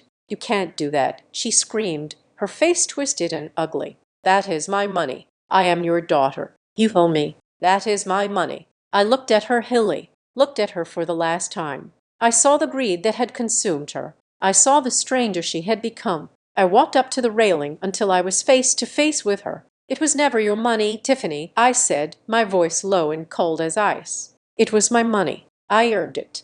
I built it, and you just lost the privilege of ever touching a cent of it. The agents grabbed her arms and pulled her back. She was screaming as they dragged her out of the courtroom, screaming about what she was owed, screaming about fairness. Brad was weeping silently as he was led out behind her. I stood alone in the center of the room. James Sterling put a hand on my shoulder. "It is done, Harrison," he said softly. "It is over." I looked at the empty door where my family had just been taken away. I felt a profound exhaustion settle into my bones, but beneath it there was a clean, solid foundation. The rot was gone. The structure would hold. I turned to James. "Let's go get a drink," I said. "I believe I have a bridge to inspect." The sound of Brad's handcuffs ratcheting tight was the only thing audible over his pathetic sobbing. As the federal agents hoisted him to his feet, the man who had strutted through my home like he owned it, who had driven my cars and drunk my scotch, completely disintegrated. He didn't look at me. He looked at his wife. He looked at Tiffany with a mixture of terror and sudden vicious hatred. "It wasn't my idea," he screamed, his voice cracking as he struggled against the agent's grip. "She made me do it. She told me to fix the money problem. She told me you were too old to notice."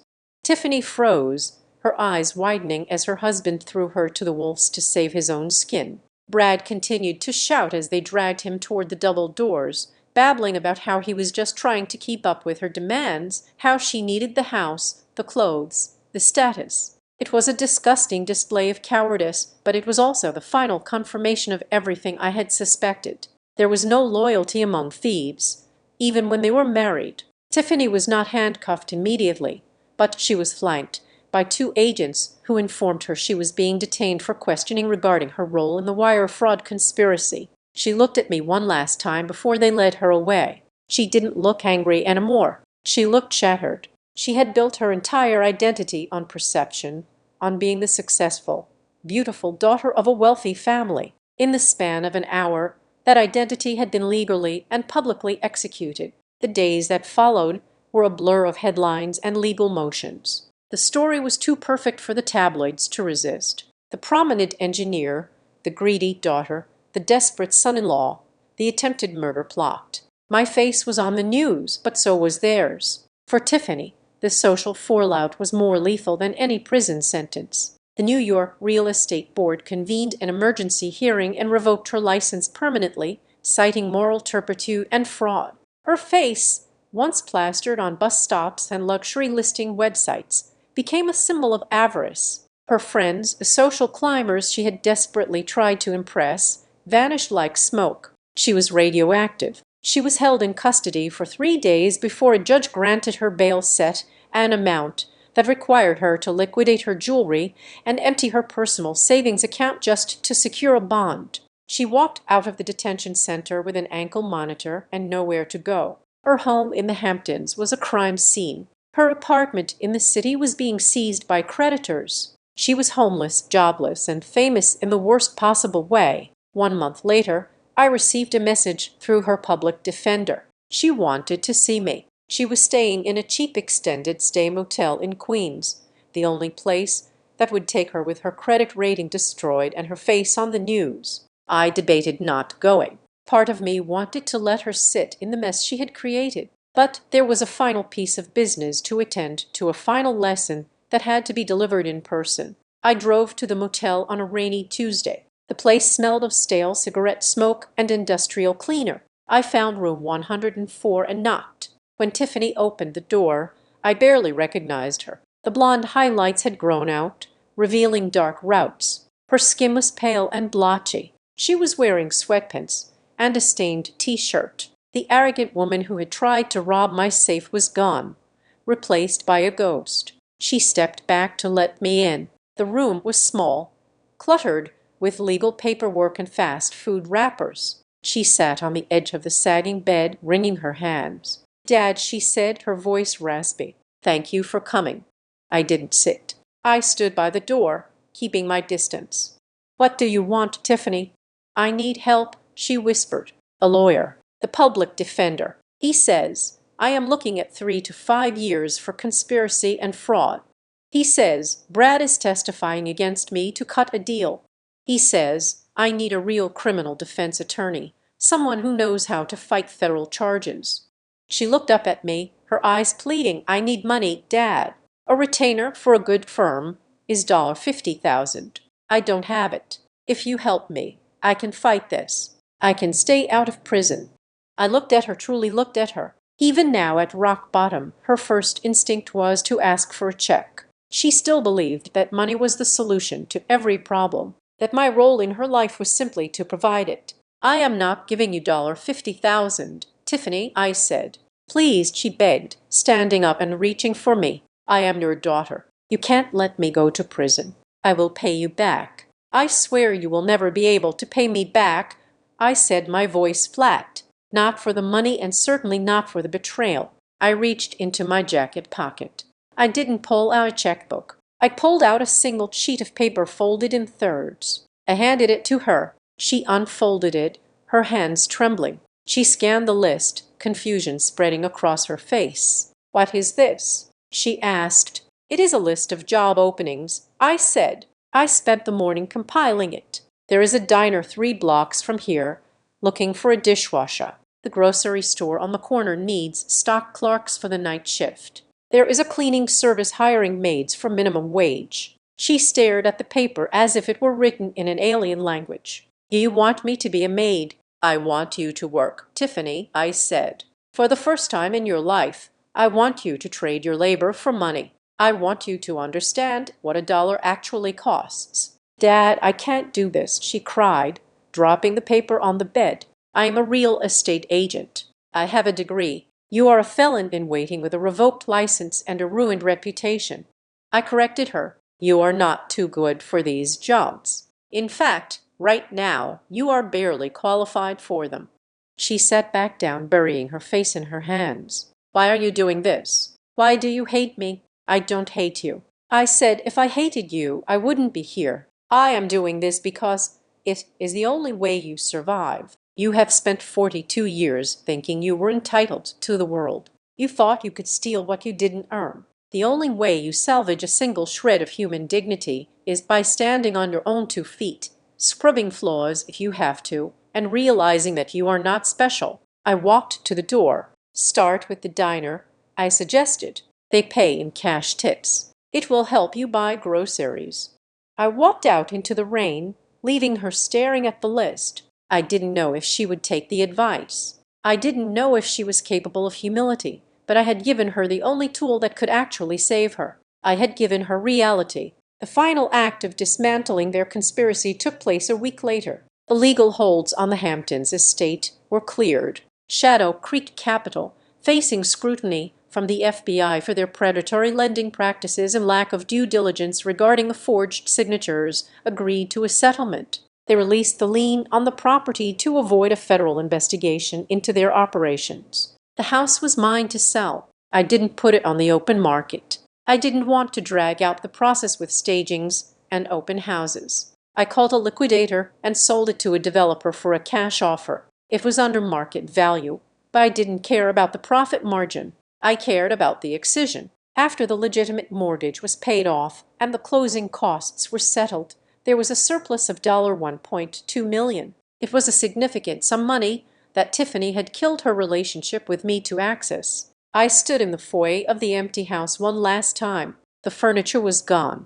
The echoes of their lavish, unearned lifestyle had faded. It was just wood and plaster now. It wasn't a dream home. It was just a building. I looked out the window at the manicured lawn where they had planned to host parties for people who didn't care about them. I thought about the bridge I had built in Chicago, how every beam had a purpose, how every rivet was essential. This house had no purpose. It was a monument to vanity. I took the check from my pocket. It was made out to the Catherine Caldwell Engineering Scholarship Fund. Every cent of the proceeds would go to help young women who wanted to build things, who wanted to create value rather than extract it. Catherine would have loved that. It was the only way to purify the money, to wash the stain of fraud from the asset. I walked out the front door and locked it.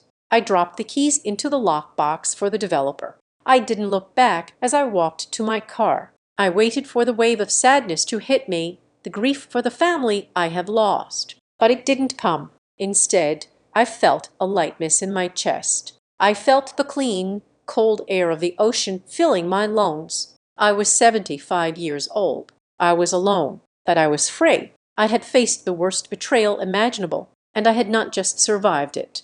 I had engineered a solution. I started the engine of my Jaguar. The hum of the motor was steady and strong. I put the car in gear and drove away from the Hamptons, heading back toward the city, toward my work, toward a life that was finally completely honest. 2 days after the sale of the Hamptons house was finalized, I boarded a plane to Boston. I didn't take a private jet. I flew commercial economy class. It was a small personal test to see if I could exist in the world without the armor of luxury I had worn for so long. I found that I didn't mind the cramped leg room. It felt real. It felt like the world I had come from before I built my fortune. I went straight to a small cluttered coffee shop near the MIT campus. It was raining a cold New England drizzle that soaked into the bones. I sat in a booth in the back and waited. 10 minutes later, the bell above the door chimed and a young woman walked in. She was wearing a heavy coat that had seen better days and carrying a backpack that looked heavy enough to contain concrete samples. It was Meyer, my son's daughter, the granddaughter I had let slip away into the periphery of my life while I was too busy managing Tiffany's crisis. She didn't see me at first. She went behind the counter, tied on an apron, and started her shift. She was 25 years old, a graduate student in structural engineering, working as a barrister to pay her rent. She looked tired. Her eyes had dark circles underneath them, but her hands moved with efficient, practiced grace as she made cappuccinos and wiped down tables. She wasn't complaining. She wasn't asking for a bailout. She was working. I waited until there was a lull in the line before I approached the counter. I ordered a black coffee. When she looked up to take the money, she froze. Her eyes, which were the same shape as my late wife's, widened in surprise. "Grandpa Harrison," she asked, wiping her hands on her apron. "Hello, Meyer," I said. "I hope I am not interrupting your shift." "No, not at all." She stammered. I didn't know you were coming. Is everything okay? Is Tiffany okay?" I looked at her. Her first instinct was to ask about the family, to ask if we were all right, despite the fact that we had ignored her for years. "Tiffany is finding her own way," I said carefully. "I came to see you." She took her break early. We sat at a small table by the window. I didn't offer her a check. I didn't hand her a suitcase of cash. I knew that would be an insult to the work she was doing. Instead, I placed a thick binder on the table between us. "What is this?" she asked. "I established a foundation in your grandmother's name," I explained. "The Catherine Caldwell Engineering Scholarship Fund. It is fully endowed with the proceeds from a property sale and a significant portion of my estate. It is designed to help young women who want to build things but don't have the means to do so." Meyer touched the binder cover gently. "That sounds amazing, Grandpa. Grandma would have loved that. But why are you showing me?" "Because I am too old to run it," I said, "and I don't trust anyone else to understand the vision. I need a trustee. I need someone to review the applications, to manage the grants, to ensure the money goes to builders, not talkers." I opened the binder to the page outlining the trust's compensation. It was a fair salary, enough to allow her to quit the coffee shop and focus on her studies and the foundation, but not enough to buy Ferraris. It was a job, not a lottery win. "I am offering you a job, Meyer," I said. "It will be hard work. You will have to make difficult decisions. You will have to say no to people, but you will be building something that lasts." She read the document. She looked at me, tears welling in her eyes. "I don't know what to say." "Say yes," I said. "Say you will help me honor your grandmother." She nodded, reaching across the table to take my hand. Her grip was strong. It was the grip of an engineer. "Yes," she said, "I will do it." I left Boston that evening feeling lighter than I had in 20 years. I hadn't just given away money. I had invested it. I had placed my legacy in hands that knew the value of labor. The year passed. I turned 76. My life in New York City settled into a new rhythm, one that was quieter but infinitely more satisfying. I didn't spend my days worrying about stock markets or responding to emergency texts from family members needing bail money. I went back to work, but not for profit. I volunteered as a senior consultant for Habitat for Humanity and other urban renewal nonprofits. I spent my mornings on construction sites in the Bronx and Queens, wearing a hard hat and reviewing blueprints with project managers who were young enough to be my grandchildren. They didn't care about my bank account. They cared that I knew how to calculate load distribution on a retrofitted beam. They respected me for what I knew, not what I owned. In the afternoons, I walked to Washington Square Park. I joined the chess club that gathered near the stone tables. My opponents were retired teachers, taxi drivers, and street hustlers. We played for pride, sometimes for a few dollars. There was a man named Saul, a former history professor, who beat me 3 times out of 5. We talked about politics, about history, about the architecture of the city. He didn't know I was a millionaire. To him, I was just Harrison, the guy who played a solid Sicilian defense, but was weak against knights. It was a simple life. It was an honest life. It was the life I should have been living all along. One rainy afternoon in November, the mail arrived. Among the utility bills and the architectural journals, there were 2 envelopes that stood out. One was a plain white envelope with a prison stamp on the corner. The other was a cheap store-bought postcard with a picture of a generic sunset. I sat in my library, the same room where I had once decided to destroy my family to save myself, and I opened them. The letter was from Brad. He was 2 years into his 12-year sentence. The handwriting was jagged, angry. He didn't apologize. He didn't ask for forgiveness. He blamed me. He wrote about how unfair the judge was, how the system was rigged, how I had set him up. He wrote that he spent every day thinking about how I had ruined his life. He claimed he was a victim of my ego. I put the letter down. He hadn't changed. Prison hadn't humbled him. It had only calcified his narcissism. He would spend the next decade rotting in his own resentment, never understanding that he held the key to his own cell in the form of accountability. I picked up the postcard. It was from Tiffany. She was living in a small town in Ohio now, working as a cashier at a discount grocery store. She wrote that her feet hurt. She wrote that the customers were rude. She wrote that she missed her old life. "I hope you are happy, Dad," she scrolled at the bottom. "I hope your money keeps you warm at night, because you have nothing else. You chose your wallet over your daughter. I will never forgive you."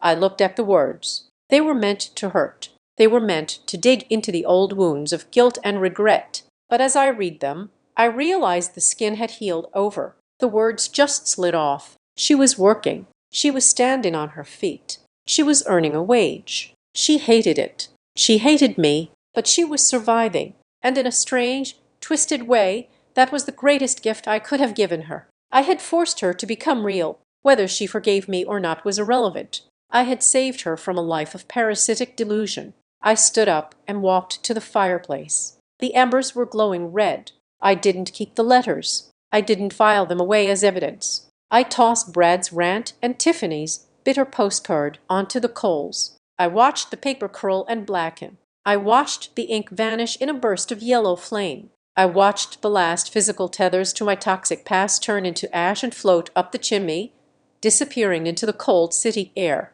I turned away from the fire. I caught my reflection in the mirror above the mantel. I saw a man who had aged. Yes, the lines were deeper. The hair was whiter, but the eyes were clear. The slump in the shoulders was gone. People say that blood is thicker than water. They say that family is everything. But I have learned that is a dangerous lie. Blood can be poisoned. Family can be the anchor that drowns you. I had lost a family. Yes, I had lost the illusion of the perfect daughter and the successful son-in-law. But I had found something far more valuable. I had found myself. I had found the Harrison Caldwell who built bridges. I had found the man who valued truth over comfort. I had found that solitude and honor is infinitely better than company and lies. I wasn't lonely. I was free. I checked my watch. It was 6:00 p.m. I had a reservation at a small Italian restaurant in the village. I adjusted my tie, a silk one with a subtle pattern, and smoothed my jacket. I wasn't eating alone tonight. I was meeting Elena. She was a retired architect I had met at the housing project in the Bronx. She was 72 with silver hair cut short and a laugh that sounded like jazz music. She challenged my ideas on urban planning. She drank her coffee black. She didn't need my money. She had her own pension and her own life. She liked me because I made her laugh and because I listened when she spoke. I walked out of the brownstone and locked the door behind me. The air was crisp, smelling of rain and autumn leaves. I walked down the steps and onto the sidewalk, my stride long and purposeful. I didn't look back at the empty house. I looked forward down the street, toward the subway station, toward the restaurant, toward the future. My lawyer had told me to call him immediately. He had told me the terrible truth about my daughter. It had been the worst day of my life. But as I merged into the stream of New Yorkers, just another face in the crowd, I realized that terrible truth had set me free. The demolition was complete. The site was cleared, and now at 76 years old, I was finally ready to build something new. 3 years later, the invitations for the inaugural gala of the Catherine Caldwell Engineering Scholarship Fund were printed on heavy cream-colored card stock with embossed navy lettering. I held one in my hands, sitting in the office of the Foundation's headquarters, a renovated loft space in the Brooklyn Navy Yard. The space smelled of sawdust and coffee, the scent of construction, the scent of progress. I was 79 years old. My hair was completely white now, and I used a cane on damp days, not out of necessity, but as a precaution for a knee that had climbed too many scaffolding ladders in its time. Across the room, Meyer was on the phone directing a contractor about the lighting installation for the event. She had graduated with honors, earned her master's, and was now running the foundation with a terrifying efficiency that reminded me so much of myself at her age, minus the ego. We had given away $3 million in grants over the last 36 months. We had put 12 young women through engineering programs. We had funded the rehabilitation of a community center in the Bronx and a sustainable water project in upstate New York. The money that Tiffany and Brad had tried to steal to buy sports cars and status was now building literal bridges. "Grandpa,"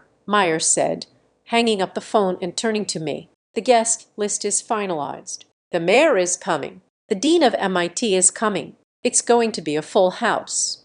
"Good," I said, placing the invitation on her desk. "You did this, Meyer. All of it." "We did it." She corrected me, smiling. "But there is one name on the wait list I need to ask you about." She hesitated, her expression tightening. "A woman called the RSVP line 3 times yesterday. She didn't leave a name, but the caller ID was from a prepaid burner phone. She asked if the event was open to the public. She asked if Harrison Caldwell would be there." I felt a familiar coldness settle in my chest. It had been 3 years of silence, 3 years of peace. But I knew that voice. I knew that desperation. "It's her, isn't it?" Meyer asked softly. "Probably," I admitted.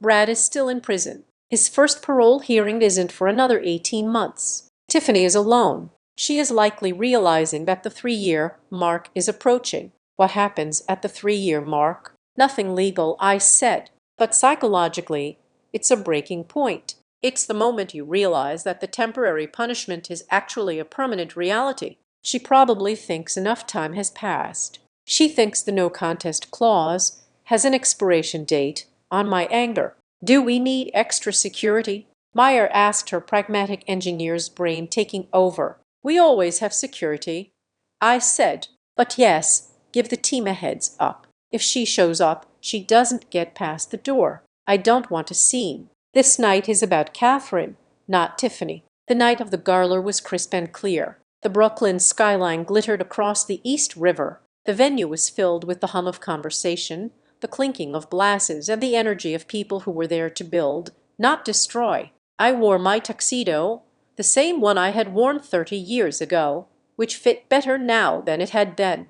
Eleanor was by my side, looking stunning in a silver gown, her sharp wit charming a senator from New Jersey. I stood near the entrance, greeting guests, feeling a sense of fulfillment I had never experienced during my years of chasing profit. This was legacy. This was real. Then I saw the commotion near the velvet ropes outside. The security team, 2 large men in dark suits, had stepped in front of a woman. She wasn't wearing a gown. She was wearing a trench coat that was too thin for the weather buttoned up to her chin. Her hair was pulled back severely. She was arguing, gesturing frantically toward the glass doors where I stood. I excused myself from the senator and walked toward the entrance. Meyer saw me and started to follow, but I signaled for her to stay back. This was my demolition site to clear. I pushed open the glass doors and stepped out into the cool night air. The noise of the city rushed in. I am his daughter. The woman was screaming. You can't keep me out. I just want to wish him congratulations. I'd have rights. Tiffany, I said. She froze. She turned to look at me. The years had not been kind. The stress of poverty, of standing on her feet all day, of living in a world that didn't care about her last name was etched into the lines around her mouth and eyes. She looked older than 45. She looked warm. Dip. She breathed, her voice cracking. She took a step forward, but the security guard put out a hand to stop her. Let her speak some, I told the guard, but don't let her pass the rope. Tiffany looked at me, her eyes darting over my tuxedo, the warmth of the party behind me, the life she had been exiled from. I saw the article in the Times, she said, clutching a crumpled newspaper clipping in her hand. About the foundation, about the millions you're giving away. It is a good cause, I said neutrally. I'm working at a diner in Jersey City, she blurted out, as if expecting a medal. I'm a shift manager now. I make $15 an hour plus tips. I have a studio apartment. I pay my own rent. I know, I said. I'd have kept tabs. You check on me. Hope flared in her eyes, dangerous and sharp. I verify, I corrected. I verify that you are safe. That is all. I did what you said, she pleaded, gripping the velvet rope. I got a job. I learned the value of $1. I suffered, Dad. God, have I suffered? Isn't that enough? Haven't I paid the price? Can't I come home now? I looked at her. I saw the pain. I saw the genuine struggle. She had survived. She had done what I told her to do, but as I looked closer I saw the reason she was here tonight. It wasn't because she missed me. It wasn't because she wanted to celebrate her mother's memory. Why are you here, Tiffany? I asked quietly. I have debts, she whispered, the facade crumbling instantly. Brad left me with legal fees. The IRS came after me for the back taxes on the unreported income from the laundering scheme. They are garnishing my wages. I can't live like this, Dad. I'm drowning. I see you giving away millions to strangers, to Meyer. And I'm your daughter. Just a little help. Just a loan, please. The sadness I felt was profound, but it wasn't surprising. She hadn't changed. She had adapted to survive, but the core operating system was the same. She still believed that my money was the answer to her problems. She still believed she was owed. You are working, I said. You are paying your rent. You are surviving. That is more than you were doing 3 years ago. But I'm poor, she hissed, her anger resurfacing. I'm a nobody. Do you know how humiliating it is to serve coffee to people I used to go to parties with? It is honest work. I said, there is no shame in it unless you bring the shame yourself. I am suing. She spat out desperation to turning to threats. I spoke to a lawyer. He says the no contest clause might be challengeable if I can prove undue influence from Meyer. He says I can tie this foundation up in court for years. I sighed. It was the threat I had been waiting for, the final test. Tiffany, I said, stepping closer to the rope so only she could hear me. If you sue, you will lose. The documentation of your fraud, your conspiracy with Brad, the audio recordings of you sanctioning my murder, they are all part of the permanent record of the trust. If you file a lawsuit, those records become public evidence in the civil trial. Right now, your criminal record is sealed as part of your plea deal. If you attack the will, everything opens up. The world will know you didn't just steal. You agreed to kill. Her face went white. She hadn't thought of that. She had forgotten that I held the ultimate trump card. Furthermore, I continued, the no contest clause is ironclad. But more importantly, I have instructed the Foundation's legal team to countersue for the legal fees. You will not only lose, you will be bankrupt for the rest of your life. You have a job now. You have a life. It is small, but it is yours. Do not throw it away on a gamble you cannot win. She stared at me trembling. She realized finally and completely that the door was not just locked. It was bricked over. You really don't love me, she whispered, a tear sliding down her cheek. I loved you enough to stop you from becoming a monster, I said, and I love you enough to tell you the truth now. Go home, Tiffany. Go back to your life. It is the only one you have. She stood there for a long moment, shivering in the cold. Then slowly she turned around. She didn't scream. She didn't fight. She simply buttoned her coat tighter, lowered her head against the wind, and walked away into the darkness of the parking lot. I watched her go until she was just a shadow. It was the hardest thing I had ever done, sending my child away into the cold. But I knew that if I opened that rope, if I wrote that check, I would be destroying her all over again. I would be resetting the clock on her addiction to entitlement. I turned back to the Garla. Maya was waiting for me by the door, concern etched on her face. "Is she gone?" Meyer asked. "Yes," I said. "She is gone." "Are you okay?" I straightened my cufflinks. I looked at the room full of people who were celebrating. Catherine celebrating the future, celebrating the act of building. "I am fine," I said. "In fact, I have never been better." I took Meyer's arm. "Come on. The mayor is waiting, and I want to introduce you to the head of the Port Authority. He has a project in Queens that needs a structural engineer with a vision." We walked back into the light. The music swelled. The laughter rose. I was Harrison Caldwell. I was 79 years old. I had built bridges of steel and concrete, and I had burned bridges of toxicity and greed. And as I looked at my granddaughter, the true heir to my spirit, I knew that the foundation I had laid would stand long after I was gone. The inspection was complete. The structure was sound. The legacy was safe. Looking back on everything that happened, I don't tell this family's story with pride.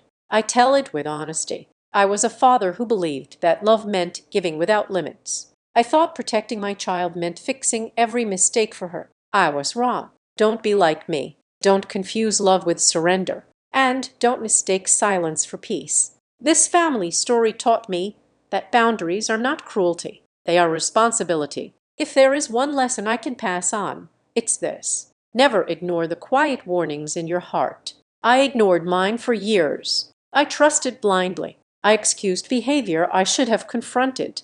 And when the truth finally came, it nearly destroyed me. But God gave me clarity when I had nothing left. God reminded me that dignity matters more than comfort. And God showed me that justice doesn't always raw. Sometimes it arrives quietly, exactly when you are ready to stand. This wasn't just dab revenge. It wasn't anger or hatred. This dab revenge was about choosing truth over blood and integrity over fear. Real justice isn't about punishment. It's about ending the cycle so it doesn't poison the next generation. That's the real ending of this family story. If you take anything from this, let it be this advice. Protect your name. Protect your mind and protect your soul, even when it means standing alone, even when it means walking away from the people you love most. Because without boundaries, love turns into destruction.